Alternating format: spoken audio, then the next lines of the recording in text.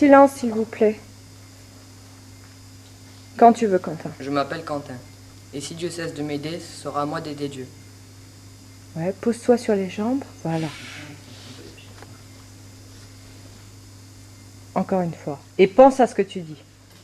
Chut, silence! Silence! Attends, parce qu'il y a du bruit. C'est pas toi, là. Silence. Okay. Silence. Moment pénible, barrière presque infranchissable pour moi.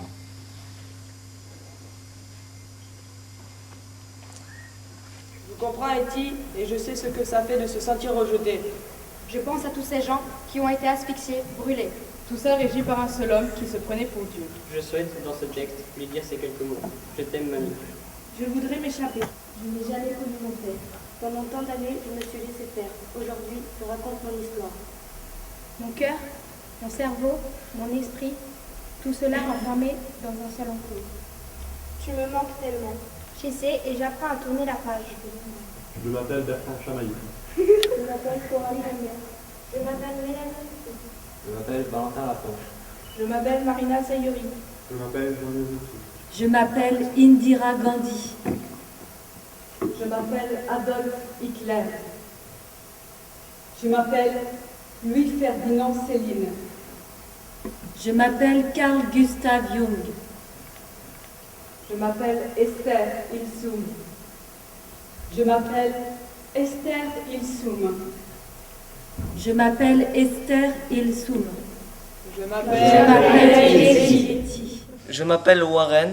Chaque jour vous dépouille d'un peu de médiocrité.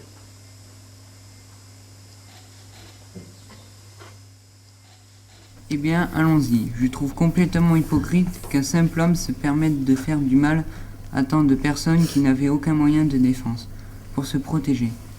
Et tant de familles non sauvées et qui souffrent encore de la mort. Eh bien, allons-y, je connais une mamie. Elle a 99 ans et je ne sais pas si je dois lui parler de la guerre ou pas. J'avais 8 ans. Paris est alors déclarée ville ouverte en juin 40. Les Allemands sont arrivés en défilant devant l'hôtel de ville. J'ai alors assisté à une scène terrible, des souvenirs intacts dans ma mémoire. La foule était rassemblée, levant les yeux vers le sommet de l'édifice où des soldats allemands détachaient le drapeau tricolore de Sadris. Ce symbole a été jeté et est descendu sur la foule comme une feuille morte. Un murmure de réprobation s'est élevé. J'ai entendu hurler des commandements, j'ai vu les armes menaçantes dirigées contre le peuple de Paris. Dans un silence lugubre, les soldats ont attaché le drapeau à croix gammée au sommet de l'hôtel de ville de Paris. Alors j'ai pris une grande feuille de papier blanc que j'ai coloriée en bleu et rouge. J'ai agité ce drapeau de papier à la fenêtre du 4e étage. J'ai vu alors un soldat vert de gris lever son bras dans ma direction et aussitôt l'immeuble était envahi par les soldats à la recherche du coupable. Tout le monde a eu peur. Moi, j'avais HI en cassette à l'insu de tous. Quand on a écouté le maréchal Pétain, qui disait qu'il s'était adressé aux Allemands pour arrêter la guerre, mon père était en proximité et j'ai constaté qu'il pleurait. Évidemment, très jeune, j'étais très ému par cette situation. Et devant ça, j'ai bien compris pourquoi, j'ai décidé que c'est pas possible qu'on laisse la France occupée comme ça, sans apporter une réaction quelconque, qu'elle sera ce qu'elle sera. Mais je prenais la décision déjà d'envisager de faire quelque chose dans la mesure où ça nous serait donné les possibilités. Qu'est-ce que c'était la résistance? Qu'est-ce que c'était la résistance? Ouais. Des gens qui ne voulaient pas se soumettre à l'allemand. Oui, je réfléchis parce que vous me posez un brûlot pour point. Mais la résistance, c'est quelque chose où quand les gens sont contre un ordre établi. L'ordre établi, c'est que quand les Allemands ont occupé la France, il y a eu un gouvernement qui était très proche des Allemands. On pourrait dire collaborateur.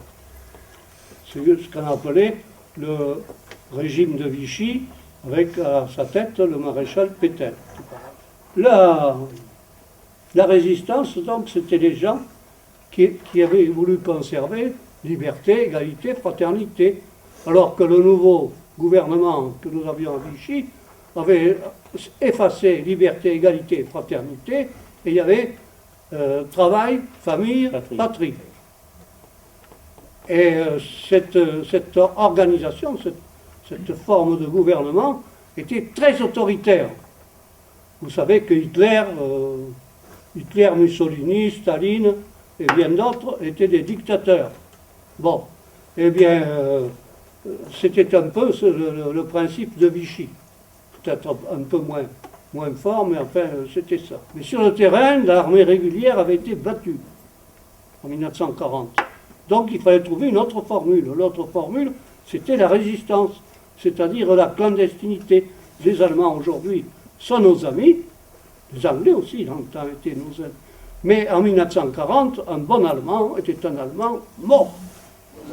Alors, bonjour à tous, et donc bienvenue au centre de la mémoire. Pour résumer, guerre éclair donc, de l'Allemagne par le Nord, débâcle donc, de l'armée française, le gouvernement français bien sûr de l'époque va démissionner, et va être nommé au gouvernement cet homme.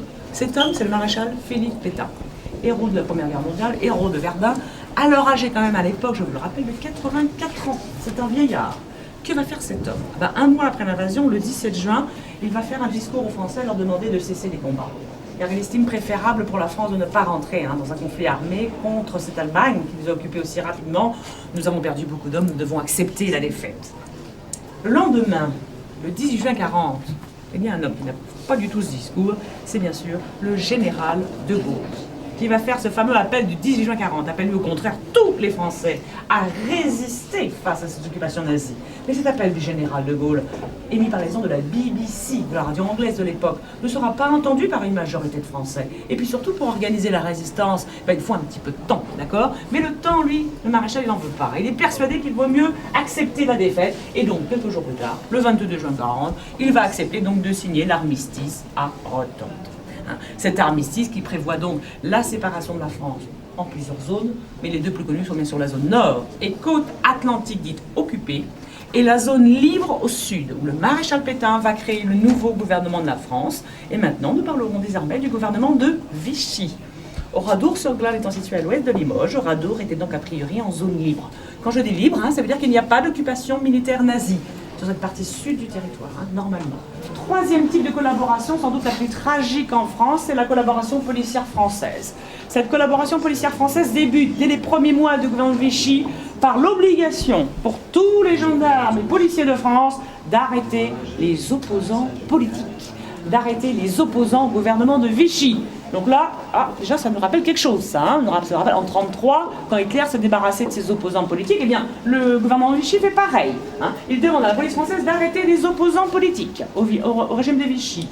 À cela s'ajoute aussi, dès les premiers mois du gouvernement de Vichy, de ces petits panneaux qui commencent à fleurir effectivement un petit peu partout dans toutes nos rues, dans toutes nos villes de France, des petits panneaux très sympathiques, comme vous voyez, qui incitent les juifs à ne fréquenter les parcs, les théâtres, les cinémas, les restaurants, enfin bref, tous les lieux publics. C'est quand même une incitation à la haine raciale, ce genre de choses, d'accord? Lors des tractations précédentes, il n'avait jamais été question d'Éthies, dont la position semblait être assurée. Mais le 7 septembre 1943, et malgré les ultimes démarches de tous ses amis, Étie partait pour Auschwitz, en même temps que son frère et ses parents. Éloigne-toi de la haine qui nous saute sous bras. Humanité humaine, seul l'amour nous sauvera. Écoute le silence quand ton âme est en paix. La lumière s'y trouve, la lumière est rentrée. Vérité en nous-mêmes, fruit de la création. N'oublie pas ton histoire, n'oublie pas ta mission. Dernière génération à pouvoir tout changer. La vie est avec nous, n'aie pas peur du danger. Alors levons nos voix pour ne plus oublier. Bout de poussière d'étoiles, qu'attends-tu pour briller? Tous frères et sœurs, reformons la chaîne, car nous ne sommes qu'un, divisés dans la chair. Retrouvons la joie, l'entraide qu'on s'élève. Une lueur suffit à faire fondre les ténèbres. S'essouffle ce temps, une hauteur de soufre. La faim se ressent, la pète en voûte. La foule, les symboles, les s'inversent. Savez-vous comment ça se passait dans les camps de concentration? Pas du tout. On en entendait parler, mais les uns comme les autres. Fallait être dans le camp ou à côté. Même les familles ne savaient rien du tout. Ah oui, il était prisonnier dans un camp de concentration et puis point. Même, je vous dirais franchement, même en Allemagne, les Allemands n'étaient pas très au courant. Je vous assure, il parlait bien qu'il y avait des camps, mais il ne savait pas que c'était des camps d'extermination comme il y a eu. J'étais prisonnier de guerre. La commune où j'étais était un peu anti-nazi. Et il y avait dans la population, ils faisaient très attention. Et avec eux, j'avais des relations, comme je parle un peu allemand, j'avais certaines relations, et ils m'expliquaient quand même. Mais rien, il faut dire, c'était zéro par rapport à ce que ça a été. Eh bien, allons-y. Je suis choqué parce que j'ai entendu aujourd'hui en classe, car je n'arrivais pas à croire que tout cela s'est produit réellement. Si j'avais été à la place d'Etty, j'aurais eu du mal à savoir ce qu'il fallait faire. Mais je pense que je n'aurais pas assumé et je serais parti en courant jusqu'à ce que je n'en puisse plus. Quand ils ont fait éruption dans notre village, c'était des dominateurs, essentiellement. On sentait bien que, vous savez, dans les sociétés, il y a les dominants et les dominés. Vous verrez ça dans toute l'histoire du monde, hein, des gens qui dominent et d'autres qui sont soumis. Je dis à un moment, là, dans le texte que je vous ai remis, que la soumission, c'est vraiment dégradant. Voilà. Notre enfant est mort ici. Je vais peut-être retrouver mon mari. Nous allons peut-être ressembler avec le char. Mais nous nous attirerons. Je vais pouvoir me rendre utile à l'écran. J'ai encore du lait maternel. C'est cette nuit.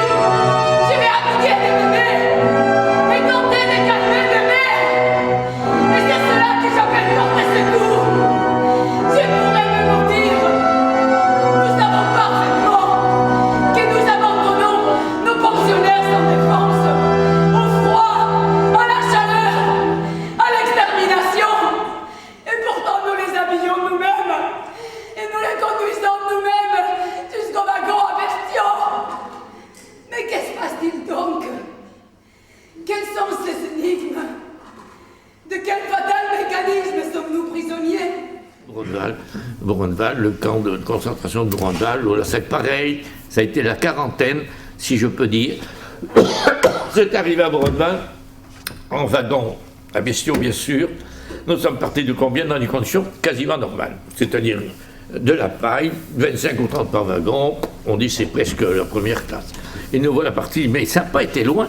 Au bout de quelques heures, le train s'est arrêté. Il y avait eu des tentatives d'évasion, sans doute, pas dans mon wagon de toute façon.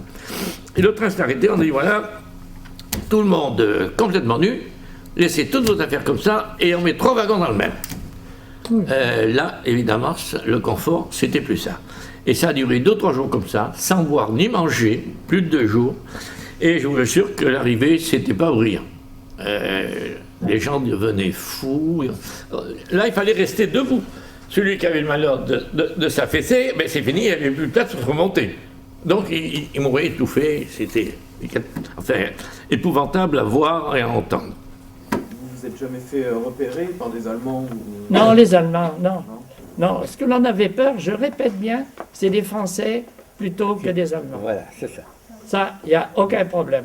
Quelqu'un qui peut me dire le contraire, je vais lui répondre. Les dénonciations.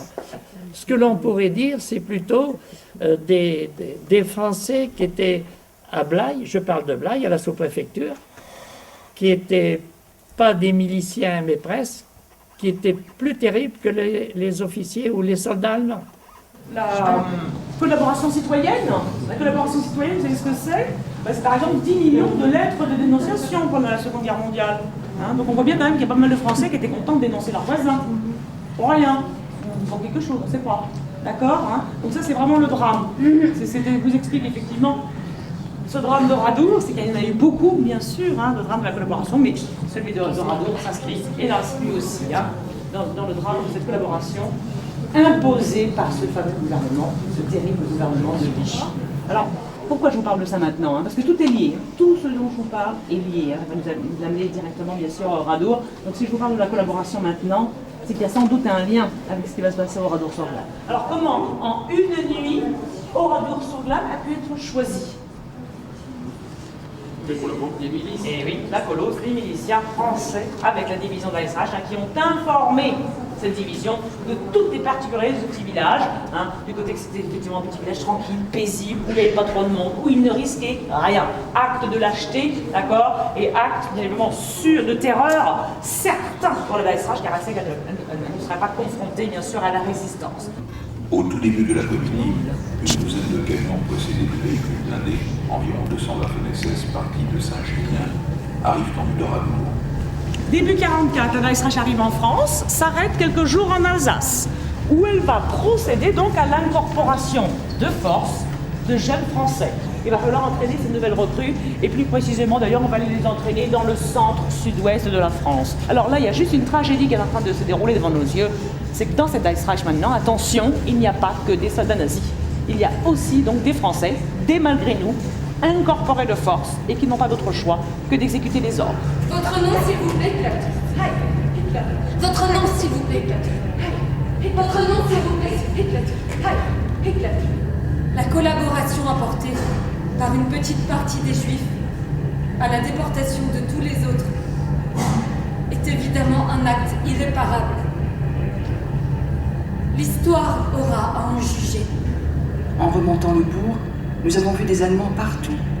Ils faisaient sortir les gens des maisons en leur criant brutalement « Raus, raus !» J'ai vu que des Allemands défonçaient les portes et fenêtres. Tous sont emmenés vers la place du champ de foire, au centre du bourg, le lieu de rassemblement pour l'ensemble de la population. Que dit ce télégramme? Il exige de la division Weissreich une frappe immédiate et brutale.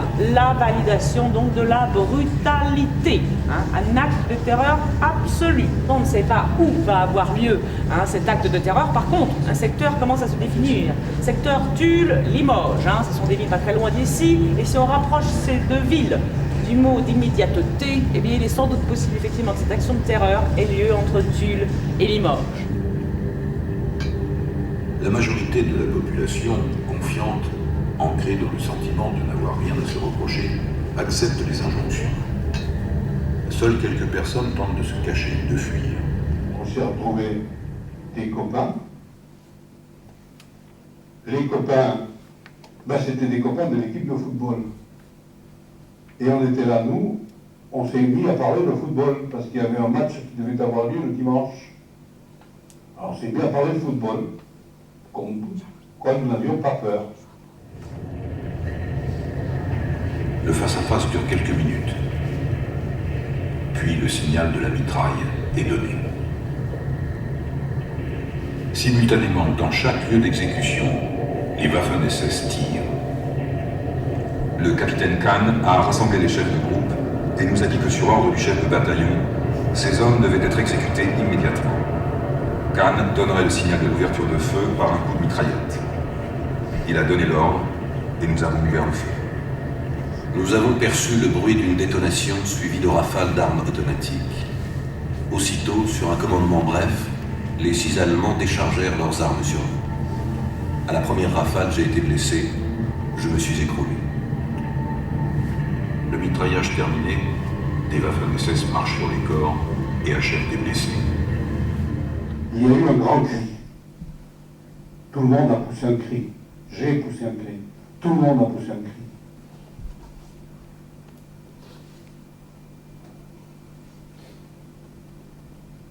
Et quand ils ont continué à tirer, on n'entendait plus rien. Puis, la fusillade s'est arrêtée.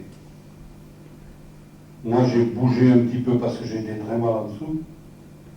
Et en bougeant, j'ai touché une main ensanglantée. Alors, en dessous, mais très doucement, qui c'est? Ferlietti, et toi, Marcel Artout, qu'est-ce que tu as? Les jambes cassées, et toi? Je sais pas, lui dit moi. Je sentais que j'avais les jambes qui avaient quelque chose, mais je ne savais pas combien, je ne savais pas où. Mais il n'avait pas mal, moi non plus. Ça ira, j'ai dit, on attend. Puis ils se sont approchés. Et on a entendu, là, ils ont donné le coup de grâce. Alors on entendait le bruit de la culasse qu'on arme et le coup sourd, le bruit de la culasse et le coup de fusil. Le copain qui était couché sur moi, je l'ai senti tressaillir.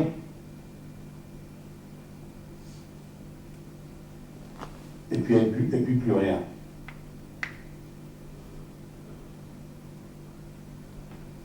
Il a mis un pied sur mon épaule, sur une épaule.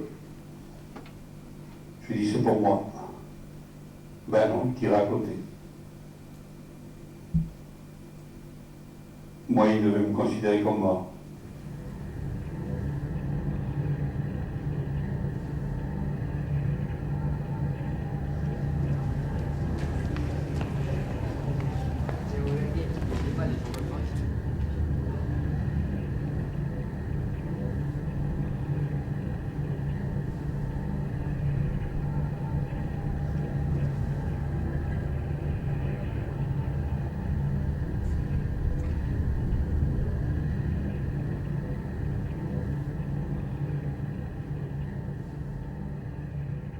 Des 6 lieux de massacre, il va y avoir 5 survivants dans la même grange, dans le même lieu de massacre qui est la grange Lodi. Nous nous rencontrerons à cette grange un peu plus tard. C'est eux qui vont nous donner témoignage de leur calvaire, de leur mise à mort, et puis après le combustible et l'incendie dans la grange.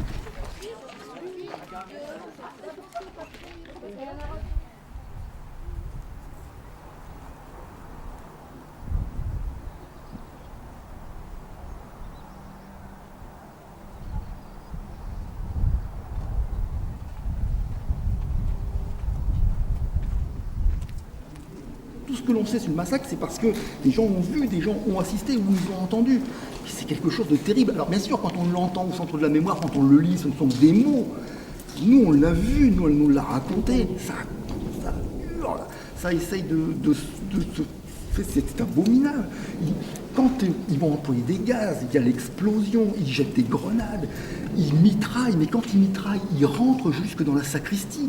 Il y a quand même 25 mètres, il faut y aller, il y a des morts partout, ils marchent sur les cadavres, ils achèvent, c'est abominable. Ils rentrent dans la sacristie, ils fusillent tout le monde, ils fusillent les femmes et les enfants à bout portant, ils sortent, ils foutent le feu, et c'est à ce moment-là que Madame Ronfange, quand ils vont mettre le feu, va se sauver. Il y a plus petit, on va aller jusqu'au bout des choses. Madame Ronfange est la seule survivante de l'église, mais c'est pas la seule femme qui tente de sortir. C'est vrai que c'est pas qu'on simplifie le massacre d'Oradour-sur-Glane, mais il y a des choses qui sont dégueulasses à mort.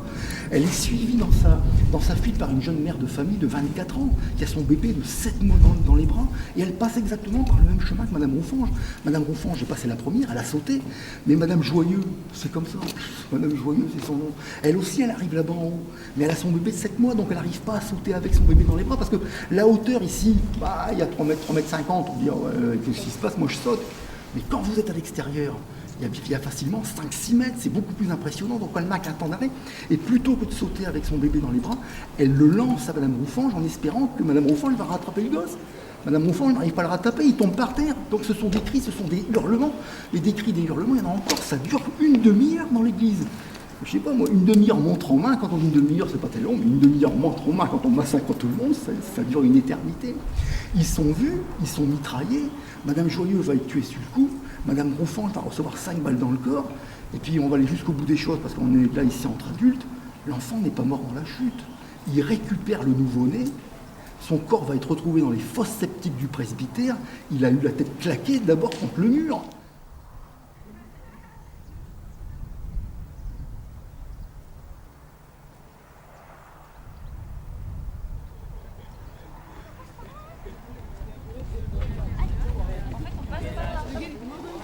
On passe à cul-de-sac. Mais oui.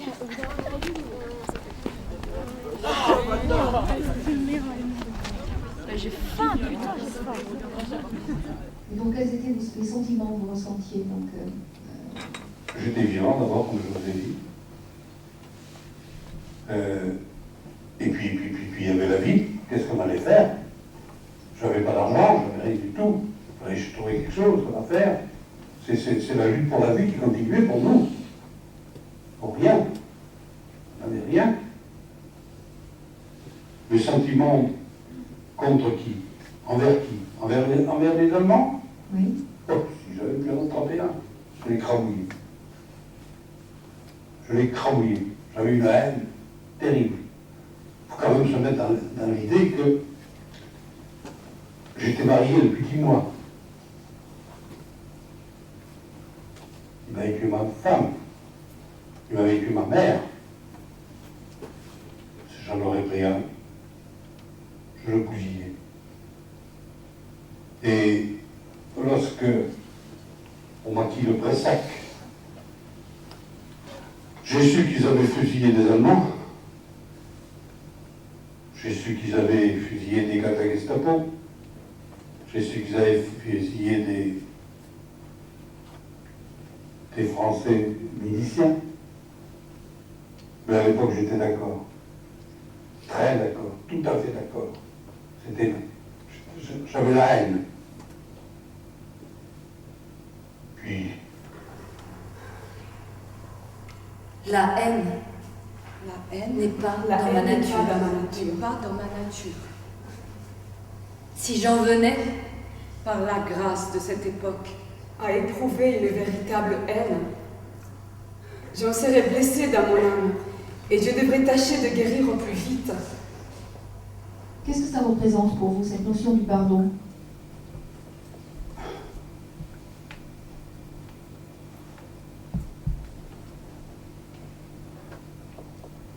Ça représenterait la coupure entre le passé. On en est encore à l'époque du non-dit. Quelques personnes, quelques Allemands, j'ai reçu des journalistes qui, chaque fois, se sont excusés, ont présenté leurs excuses pour ce qu'avait fait leur famille. Mais j'aurais bien aimé qu'il y ait une demande de pardon de la part des officiels de l'Allemagne. après cette époque, je le sais, viendra une époque beaucoup plus humaine.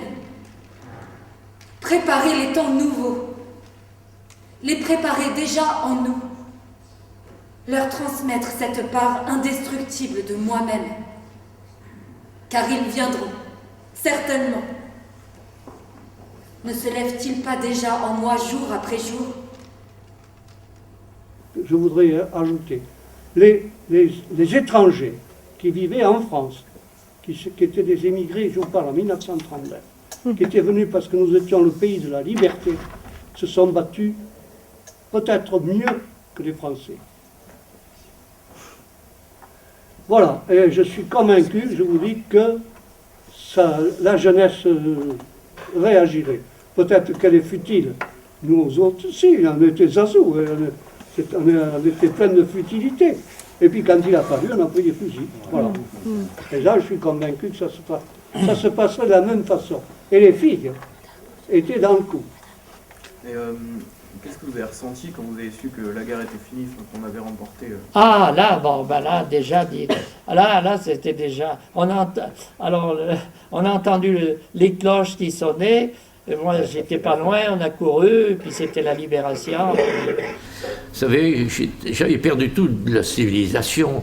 Dans cette période-là, on n'était plus des hommes, on était des numéros. Et imaginez un troupeau de moutons avec un tas de chiens qui tournent autour, et puis vous ne sortez pas de là. La protection, c'était d'être au centre. Si vous étiez sur le côté, c'était dramatique.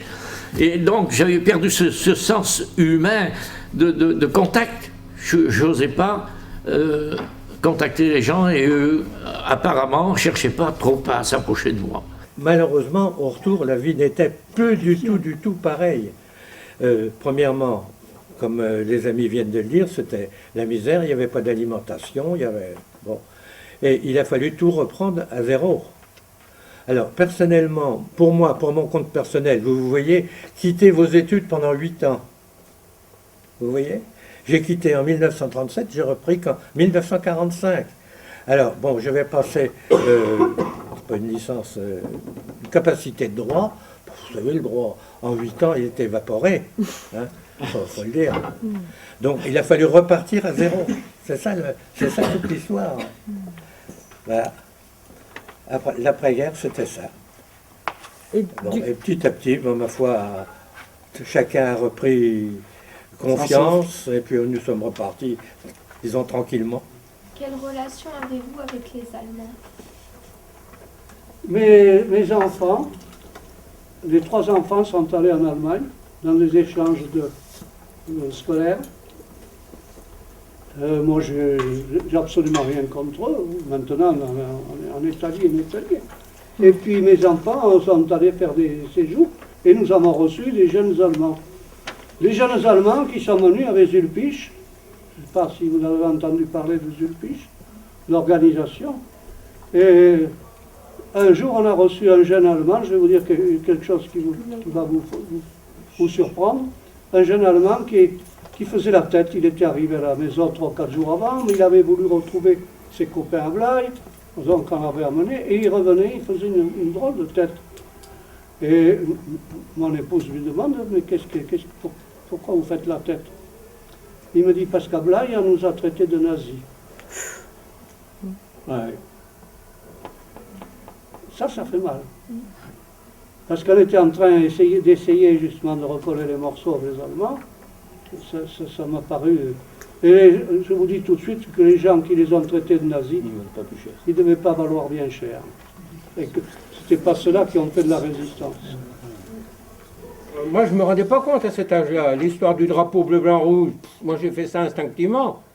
Moi, pupille de la nation, je n'ai pas supporté l'injure qu'ils ont fait à ce drapeau qui descendait comme une feuille morte. Je ne m'en rendais même pas compte. Bon, ben voilà, quand on est gosse, mon père est mort pour la France, il a été gazé pendant la guerre de 1917. Il a survécu jusqu'en 1931 pour faire 3 enfants à un moment. J'avais 1 an quand il est mort. Vous avez dit que vous étiez pupille de la nation. Ouais. Est-ce que vous avez pu reconstruire une famille? Absolument, c'était même un idéal. Sûr. Hein. Est-ce que la famille, c'est une valeur sûre. Est-ce que vous avez transmis à vos enfants ce que vous êtes en train de nous livrer aujourd'hui? Est-ce que vous avez parlé de ça? Oh ben, c'est même pas la peine d'en parler, parce que comme c'est un vécu, moi j'ai fait 32 ans d'armée, bon, j'ai toujours eu mes enfants avec moi, le plus possible, oui, ils ont grandi, oui. Bon, il y en a 3 qui ont le bac, une gamine qui a son diplôme d'aide-soignante grâce à la maison familiale, un autre qui a son brevet professionnel, bon, ben, il s'est un peu rattrapé parce qu'il n'aimait pas l'école.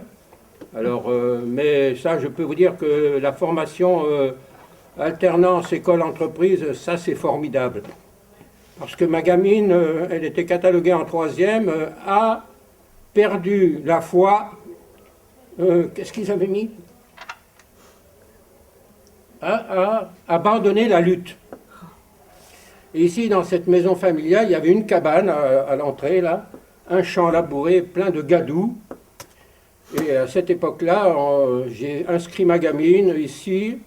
Elle a passé BEPA, préparation à aide-soignante, et elle a pu obtenir son diplôme d'aide-soignante. Mais grâce à la maison familiale. Je m'appelle Sabrina. En apprenant à connaître ses forces et ses faiblesses et à les accepter, on accroît sa force. Chaque jour vous dépouille un peu de médiocrité. Nous nous trouvons ici en face de questions plus profondes.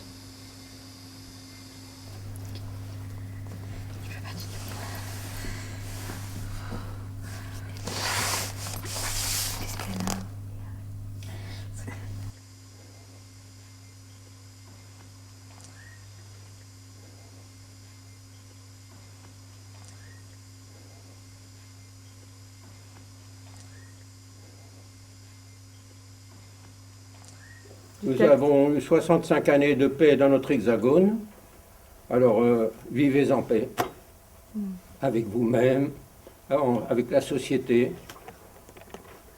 Voilà.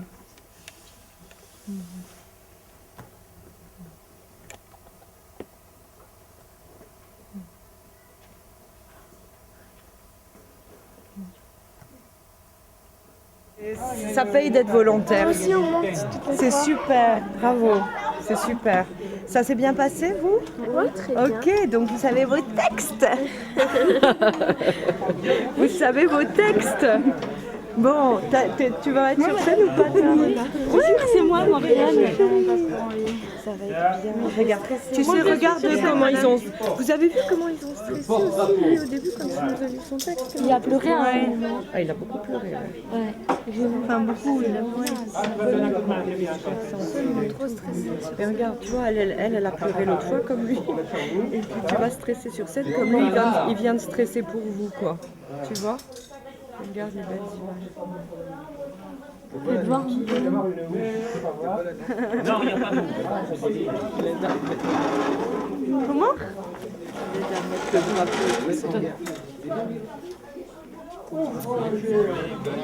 Je vais aller. Oui, oui. Ouais, salut.